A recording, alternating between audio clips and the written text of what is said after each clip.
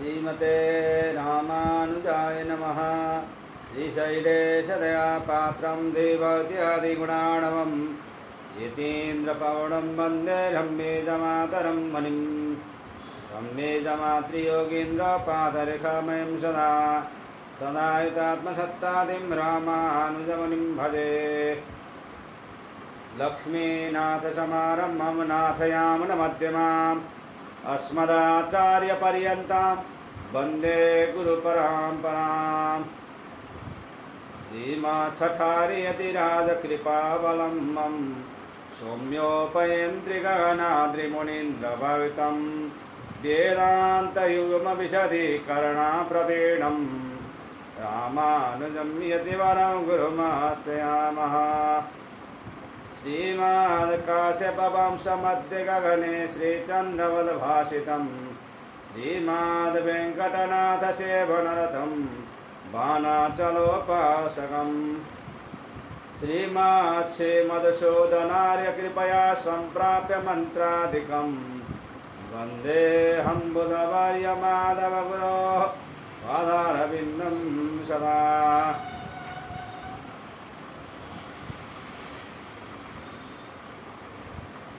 जय श्रीमन्नारायण। 108 उपनिषद मध्ये कल हम लोगों ने ब्रह्मोपनिषद का परिचय और ब्रह्मोपनिषद के विषय में सत्संग किया था। तो आज हम लोग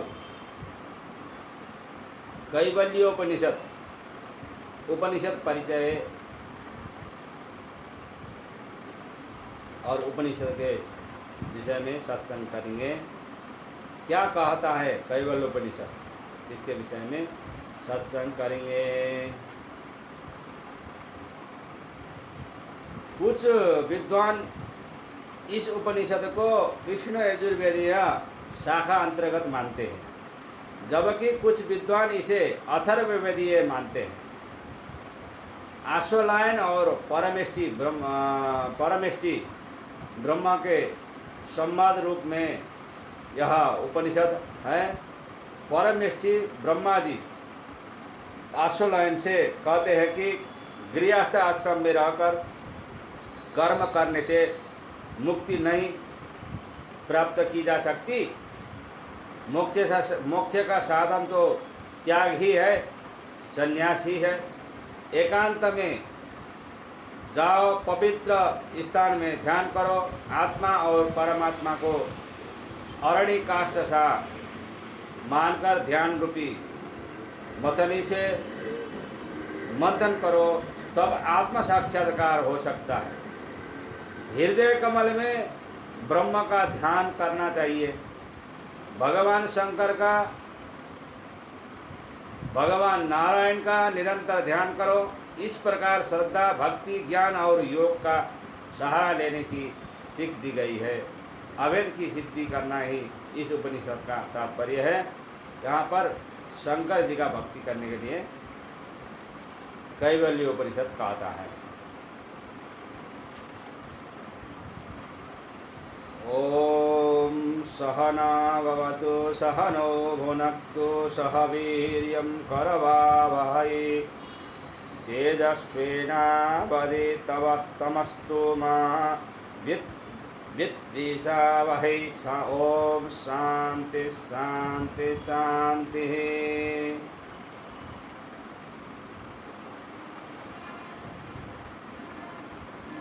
अब हम लोग ये शांति पाठ के साथ साथ आगे बढ़ रहे हैं। ये पूर्ण ब्रह्मा परमात्मा आप हम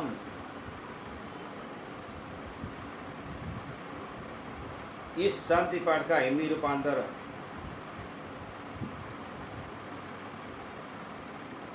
पहले भी कहा गया। आश्वलायन नामक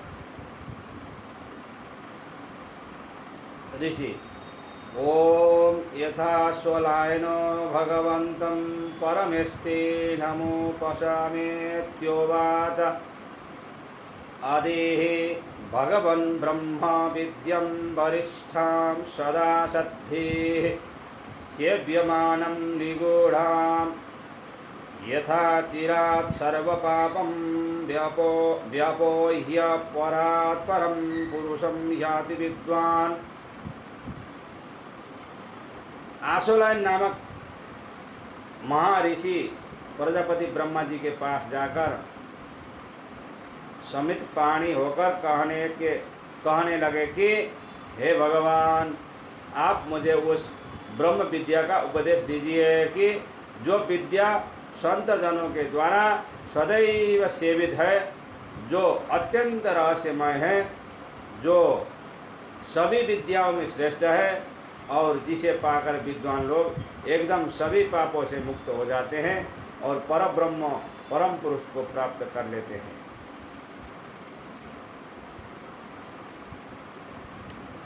तस्मै स होवाच पितामहश्च श्रद्धा भक्ति ध्यान योगादवैः।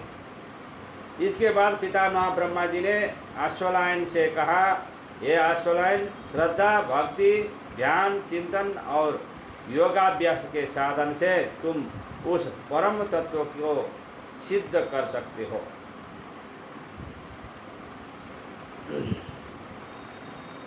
न कर्मणा न प्रजाया धनेन त्यागे नैके अमृतत्व मानसुः परेण नाकं निहितं गुहायं विभ्राजते यद्यतयो विसन्ति।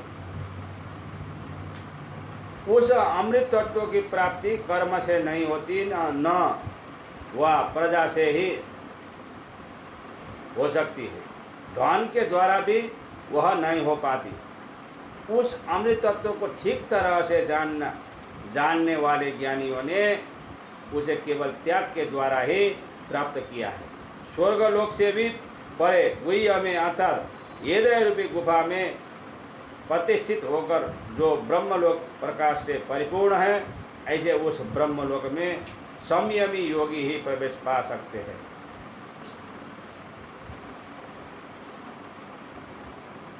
वेदांत विज्ञान सुनिश्चितार्थाः संन्यास योगाद्यतयः शुद्ध सत्वाः ते ब्रह्मलोकेषु परांत काले परामृताः परिमुच्यन्ति सर्वे। जिन योगी जनों ने वेदांत के विशेष ज्ञान से अपने अर्थ ब्रह्म प्राप्ति रूप लक्ष्य का दृढ़ निश्चय कर लिया है, ऐसे पवित्र अंतःकरण वाले योगी जन संन्यास योग के द्वारा ब्रह्म के लोक को पहले प्राप्त होते हैं और कल्प का अंत होने पर अमृत तुल्य होकर मुक्त हो जाते हैं। विविक्त देशे च सुखासनस्थः शुचिः समग्रीवासीरः शरीरः अन्त्याश्रमस्थः सकलेन्द्रियाणि निरुध्य भक्त्या स्वगुरुं प्रणम्य। साधक पहले स्नान आदि से अपने शरीर को पवित्र करके बाद में किसी एकांत स्थल में बैठे, बाद में ग्रीवा मस्तक एवं शरीर को एक सीध में रखकर और सभी इंद्रियों का निग्रह करके भक्ति पूर्वक अपने गुरु को प्रणाम करे। हृत्पुंडरीकं विरजं विशुद्धं विचिन्त्य मध्ये विशदं विशोकम् अचिन्त्यमव्यक्तमानन्तरूपं शिवं प्रशान्तम् अमृतं ब्रह्मयोनिम्। जब रजस पापादि से रहित विशुद्ध तथा शोक रहित और निर्मल हृदय रूपी कमल हो जाता है, तब उसके बीच जो परमात्मा अचिंत्य है, जो अव्यक्त है, जो अनंत रूपों को धारण कर सकते हैं, जो कल्याणकारी है, जो शांत और अमृतमय है, जो समग्र ब्रह्मांड का मूल कारण है और त्वमादि मध्यांत विहीनमेकं विभुं चिदानंदम अद्भुतम। उपासायं परमेश्वरं प्रभुं त्रिलोचनं नीलकण्ठं प्रशान्तं ध्यात्वा मुनिर्गच्छति भूतयोनिं समस्तसाक्षिं तमसः परस्तात्। जो आदि मध्य और अंत से रहित है, जो सर्वव्यापक है, जो चित आनंद स्वरूपी है, जिसका कोई आकार नहीं है, जो अद्भुत भव्य है, जो उमा ब्रह्म विद्या के साथ रहता है, जिसका कंठ नीलवर्ण है, जिसके 3 लोचन है, जो शांत और ध्यानस्थ है, ऐसे सकल भूतों के उपादान कारण रूप समस्त ब्रह्मांड के साक्षी स्वरूप परम तत्व का ध्यान करके मुनि लोग तमस को पार कर लेते हैं। स ब्रह्म स शिव सेन्द्र स्वाक्षर परम स्वराट स एव विष्णु स प्राण स कालो अग्नि स चंद्रमा। वही परमात्मा परम पुरुष ब्रह्म है, वही शिव है, वही इंद्र है, वही अक्षर शाश्वत है, वही श्रेष्ठ परमोत्तम ब्रह्म है, वही विष्णु है, वही प्राण है, वही काल भी तो वही है, अग्नि और चंद्रमा भी वही है। इस प्रकार ये कैवल्योपनिषद कहता है। स एव सर्वं यद्भूतं यच्च भव्यं सनातनं ज्ञात्वा तं मृत्युमत्येति नान्यः पंथ विमुक्तये। जो कुछ हुआ है और जो कुछ होने वाला है वह सब कुछ वही है। उस सनातन तत्व को जानकर ही मनुष्य मृत्यु की सीमा को लांघ सकता है, और तो मुक्ति के लिए कोई भी उपाय नहीं है। सर्वभूतस्थमात्मानं सर्वभूतानि चात्मनि संपश्यन् ब्रह्म परमं याति नान्येन हेतुना।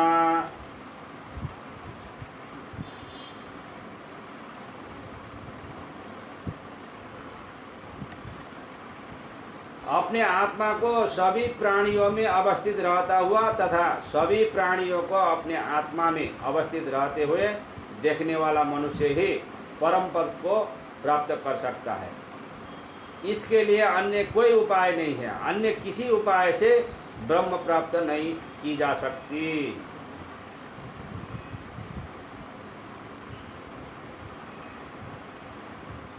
आत्मानं अरणिं कृत्वा प्रणवं चोत्तरारणिं ज्ञाननिर्मन्थनाभ्यासात् पापं दहति पंडितः।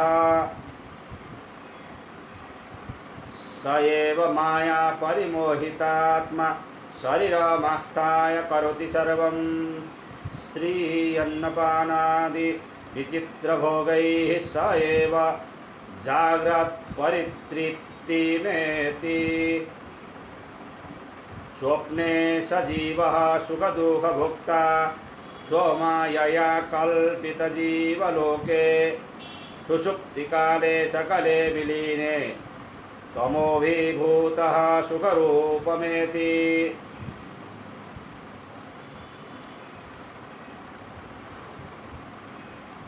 ज्ञानी पुरुष अपने आत्मा को नीचे की अरणी तथा ओमकार को ऊपर की अरणी बनाकर और फिर ज्ञान रूपी मथानी से बारंबार मंथन द्वारा अनुशीलन करने से अपने पाप को जला देते हैं। ओमकार का ध्यान करके वही जीवात्मा माया से अपने आप को मोहित कर लेता है। शरीर में रहकर देह को ही सब कुछ मानकर सभी प्रकार के कार्य करता रहता है। स्त्री, अन्न, खान पान आदि भांति भांति के भोगों के द्वारा वह जागृत अवस्था में परितृप्ति का अनुभव करता रहता है। वही जीवात्मा स्वप्न अवस्था में अपनी माया से कल्पित जीवलोक में सुखों और दुखों का भोगने वाला होता है, और फिर वही सुषुप्ति काल में तमोगुण अज्ञान से अभिभूत होता हुआ सुख रूप को प्राप्त करता है।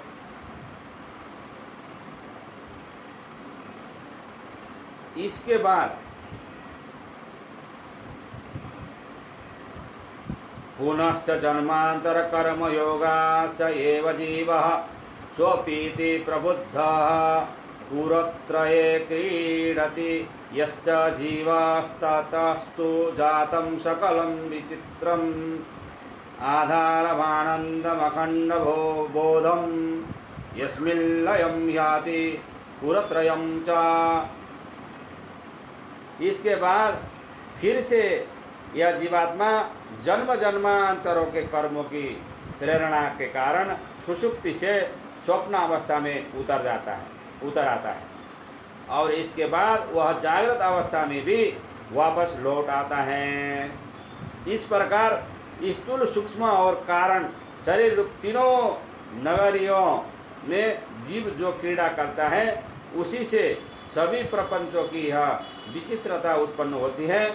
इन सभी प्रपंचों का आधार अवलंबन आनंद स्वरूप अखंड ज्ञान स्वरूप ब्रह्म ही है, जिसमें स्थूल सूक्ष्म और कारण स्वरूप तीनों पुरिया विलीन हो जाती है।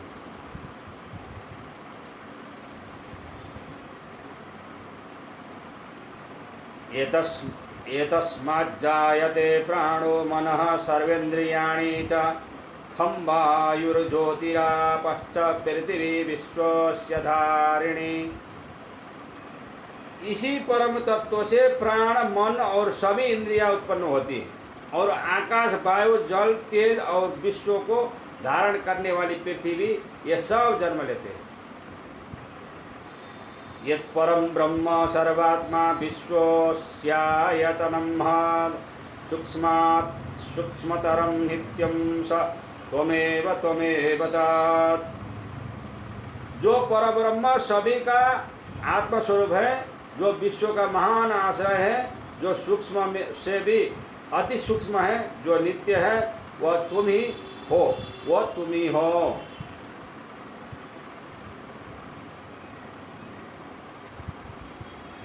जाग्रत स्वप्न सुषुप्त्यादि प्रपंचम यत् प्रकाशते तद् ब्रह्माहमिति ज्ञात्वा सर्वबन्धैः प्रमुच्यते। त्रिषु धामसु यद्भोग्यं भोक्ता भोगश्च यद्भवेत् तस्य विलक्षणः साक्षी चिन्मात्रोऽहं सदाशिवः। मय्यैव सकलं जातं मयि सर्वं प्रतिष्ठितं मयि सर्वं लयं याति तद्ब्रह्माद्वया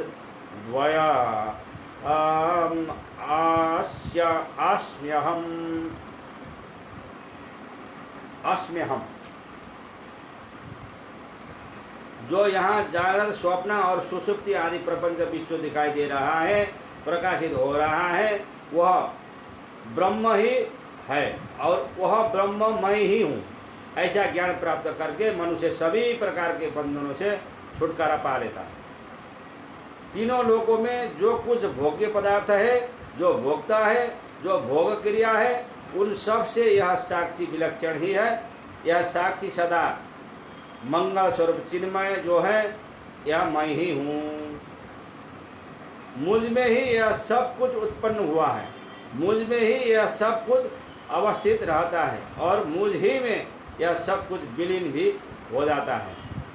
वह अद्वितीय जो ब्रह्म है वह मैं ही हूँ। अणोरणीयान हमेव तद तद वन्महानहं विश्वमिदं विचित्रं पुरातनोऽहं पुरुषोऽहमीशो हिरण्मयोऽहं शिवरूपमस्मि। परब्रह्म स्वरूप मैं अणु से भी अणु परमाणु भी हूँ और उसी प्रकार यह वैविध्यपूर्ण विश्व के रूप से बड़े भी तो मैं ही हूँ। मैं पुरातन सबसे पहले का पुरुष हूँ, मैं ईश्वर हूँ, मैं ही हिरण्मय हूँ और मैं ही परम तत्व ब्रह्म स्वरूप हूँ। अपाणिपादोऽहमचिन्त्य शक्तिः पश्याम्य चक्षुः सशृणोम्य कर्णः अहं विजानामि विविक्तरूपो न चास्ति व्यक्ता मम चित सदाहम। मेरे हाथ पैर न होते हुए भी मैं अचिंत्य शक्ति संपन्न हूँ। मेरी आंखें न होते हुए भी मैं देखता रहता हूँ। मेरे कान न होने पर भी मैं सुनता रहता हूँ। बुद्धि आदि से अलग स्वरूप वाला होते हुए भी मैं सब कुछ जानता रहता हूँ, किंतु मुझे जानने वाला कोई भी नहीं है। मैं शाश्वत चित स्वरूप हूँ।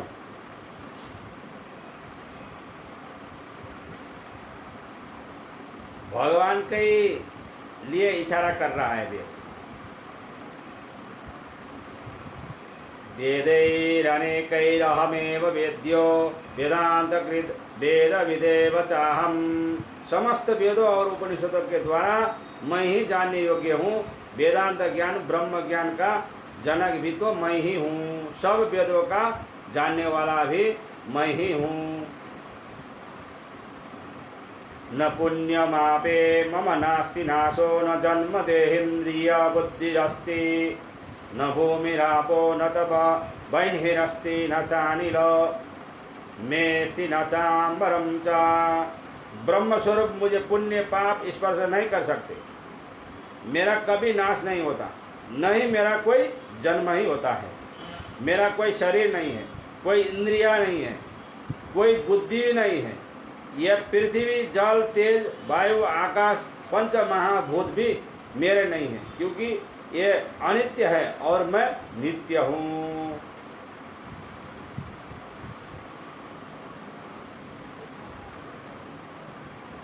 ब्रह्म स्वरूप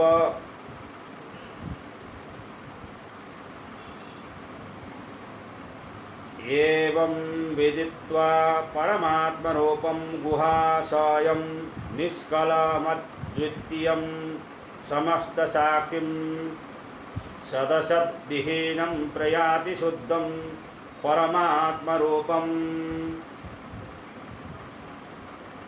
इस प्रकार हृदय रूपी गुह्य में स्थित अंशादि भाग रहित अद्वितीय परमात्मा स्वरूप समग्र सचराचर के साक्षी स्वरूप सत असत की सापेक्षता से ऊपर उठे हुए निर्मल ब्रह्म को जानकर मनुष्य परमात्मा स्वरूप को पा लेता है। ये निराकार ब्रह्म का विषय में बता रहे हैं।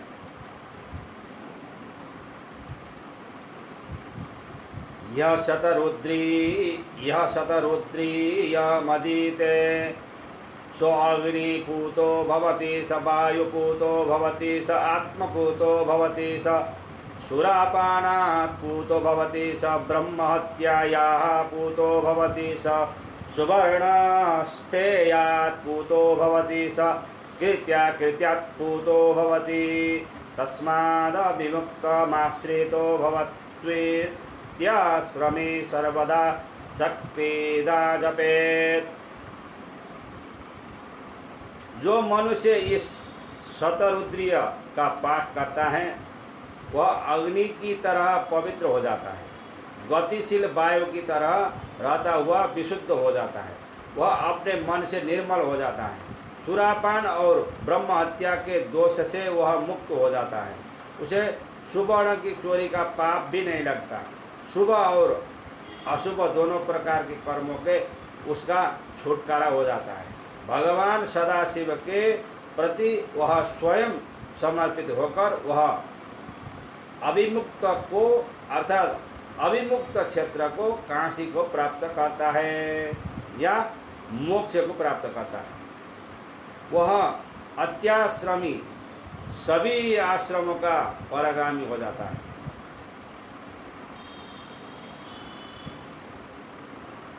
अनेन ज्ञानमाप्नोति संसाराणवनाशनं तस्मादेवं विदित्वेनं कैवल्यं पदमश्नुते कैवल्यं पदमश्नुत इति कैवल्यो उपनिषत् समाप्ता। इससे इस पाठ आदि के करने से ऐसे विशिष्ट ज्ञान की प्राप्ति होती है जो संसार सागर का नाश कर देता है। अतः इस प्रकार समझकर मनुष्य कैवल्य कैवल्य पद को प्राप्त कर सकता है। कैवल्य उपनिषद ये कहता है। कैवल्य मतलब जहाँ पर केवल जीव जाकर रहते हैं। जैसे अर्थ पंचक में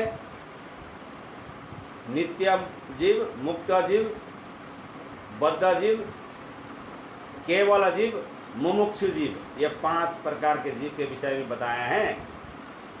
उसमें से जो केवल जीव है, ये केवल जीव जो है ये कैवल्य मोक्ष धाम में जाके बैठते हैं। सत्यलोक से भू भुव स्व मह जन तप सत्यलोक, सत्यलोक से 1,62,00,000 योजन, 1,62,00,000 योजन दूर में वैकुंठ लोक है। उससे नीचे ही जो बिरजा के पार ये लोक पड़ता है, कैवल्य मोक्ष धाम लोक। वहीं पर जाने के लिए ये उपनिषद कहता है। जय श्रीमन नारायण। यहाँ पर कैवल्य उपनिषद पूर्ण हो जाता है।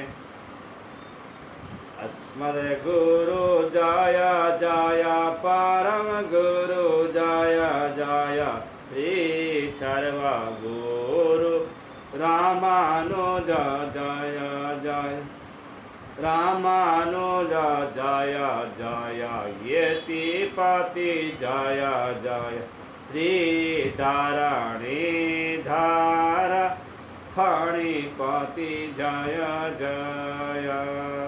जय श्रीमन नारायण।